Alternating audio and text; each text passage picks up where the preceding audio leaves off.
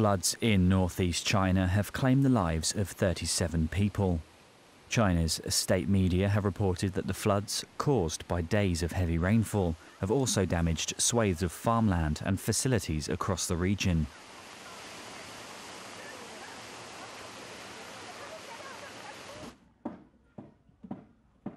Residents of the Tailai County were evacuated before the floods peaked and have been set up in temporary shelters in a safe location by rescue teams.